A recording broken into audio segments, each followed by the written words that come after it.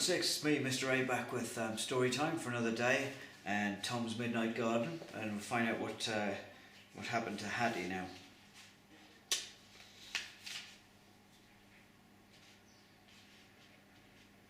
Hattie's cry was a thin, high one that pierced through all the garden. Birds rose and scattered at the sound. A red squirrel that was running along the nut stubs froze to a branch, and Abel flung down his armful of strawberry net and began running in the direction of the steps of St. Paul's. Tom had jumped the whole height of the tree and had landed, more weightless than a cat, beside Hattie. She lay on the ground, dumb now and still. Her body was curved round, and in falling, her pinafore had been flung up so that it now partly covered her face. Where the fabric touched her forehead, there was a blood stain that crept along the fibres. Tom was still standing helplessly beside her when Abel thudded up. He saw the blood and groaned aloud. He picked Hattie up in his arms and began to carry her towards the house. Tom went with them. Then Abel stopped suddenly. He half turned round so that he faced the spot where Tom was. Through all the numbness of his horror at what had happened, Tom realised that Abel was looking at him, not through him, and now he was beginning to speak to him. "Get you gone," he said hoarsely. Tom stared back at him. Neither of them budged. "Get you back to hell where you came from. I know you, I've seen you always, and thought best not to see you, and heard you and thought best to seem deaf, but I've known you, and known you for what you are." Tom ignored all, except that Abel could hear him and therefore could answer him. "Oh," he cried, "do you know, is Hattie alive or is she dead?" "Aye," said Abel. "You've tried to kill her often enough. Her that had neither mother nor father nor home here. Nothing but her innocence. Against your devilry with bow and arrows and knives and high places. Now I say, get you gone." Tom did not go, but Abel, still carrying Hattie, began to back away, across the lawn and towards the house. As he went, he repeated in a loud voice that prayer which Tom had thought to be only grace after a meat. "May the Lord keep me from all the works of the devil, that he hurt me not." Abel's voice shook, and he stumbled with his burden as he felt his way ever backwards, with his eyes fixed upon Tom, up the garden doorstep and through the garden door. The garden door was slammed, and Tom heard the sound of the bolt going home. Then Tom woke from amazement. He ran forward to the door and flung himself upon it, wildly beating his fist on the wood and calling first upon Abel to let him in, and then upon Hattie. The door remained shut. His crying and knocking brought no one. Of those that might have heard him and let him in, it seemed that one would not, and the other could not. It all got a bit real, hasn't it? Right. Chapter 17. In Search of Hattie. At the end of his first frenzy of battery upon the outside of the garden door, Tom leaned against it, sobbing for breath. From inside he heard the grandfather clock coolly striking the hour, and a distant upstairs noise of voices and hurried feet.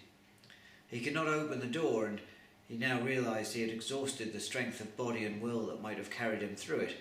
He was shut out from Hattie, and he was also shut out from his own bed in the Kitson's flat.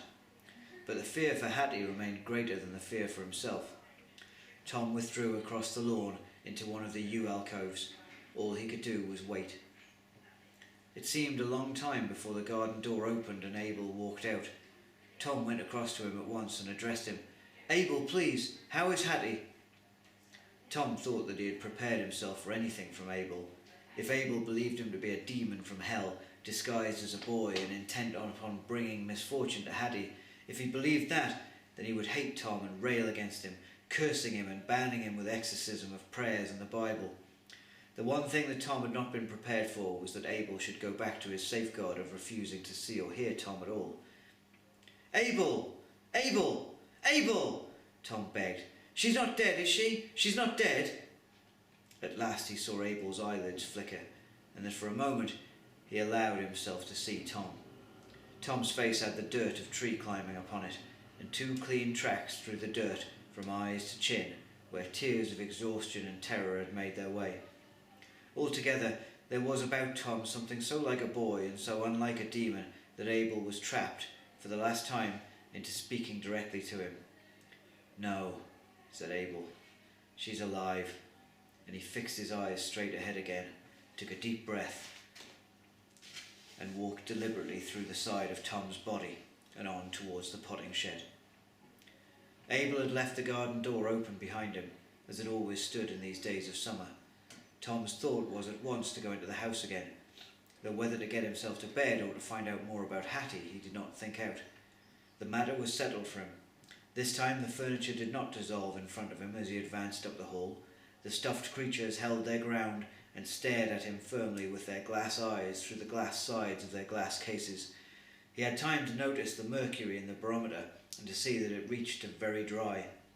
He saw everything, clear and solid as he passed it.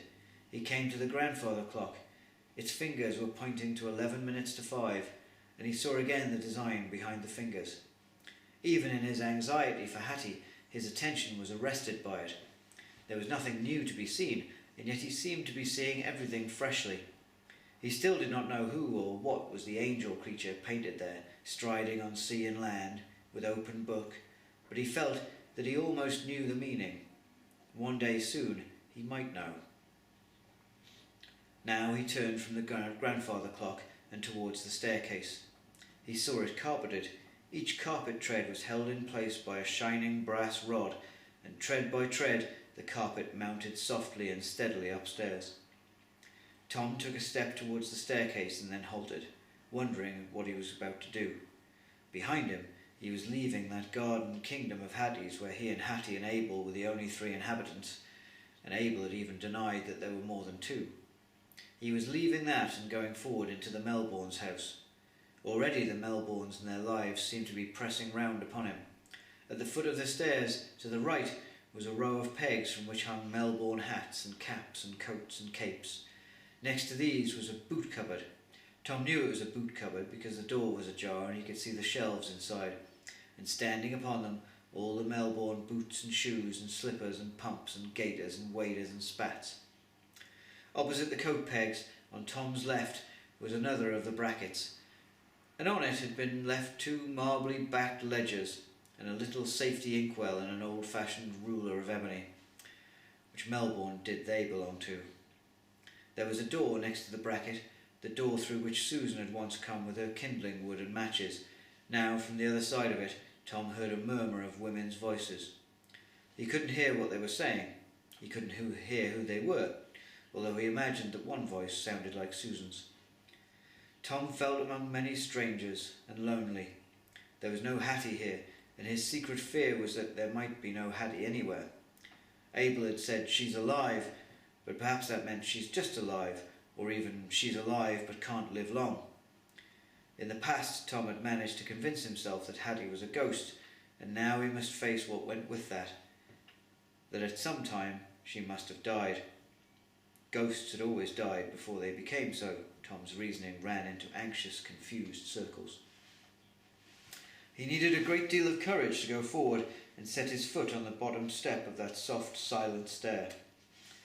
Perhaps, although Tom could be very brave, perhaps he would have lacked the last touch of courage, but for the sound of the grandfather clock behind him. Its ticking sounded to him like a human heart, alive and beating, and he thought of Hattie when he thought that.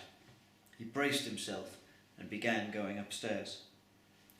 When he reached the upstairs landing, he was in part of the Melbourne's house that he had never seen before. So it seemed to Tom. He had forgotten that this house was, too, the house in which somehow his aunt and uncle, as well as other tenants, lived. There was not very much to remind him of that now. The first floor landing of the Melbourne's house was carpeted and wider than the corridor between the flats that Tom knew, and there were many doors off it, each leading to a bedroom instead of 2 doors only, which were the front doors of the 2 flats. The little stairway that had simply gone up to Mrs. Bartholomew's front door now ended in a tiny landing with 3 doors off it. Tom surveyed the first landing. Every door was shut. So were the 3 doors on the attic floor. Behind which of all these doors did Hattie lie? There was really no clue, so Tom chose the nearest door on the first landing, took a deep breath, concentrated, tensed his muscles, and drove his head steadily through the woodwork and into the room on the other side. And we'll find out what happens tomorrow, too. just in time. All right. Thanks very much for tuning in, everybody. I'll be back again tomorrow with a bit more. Okay. Take care. Have a great day. Bye-bye.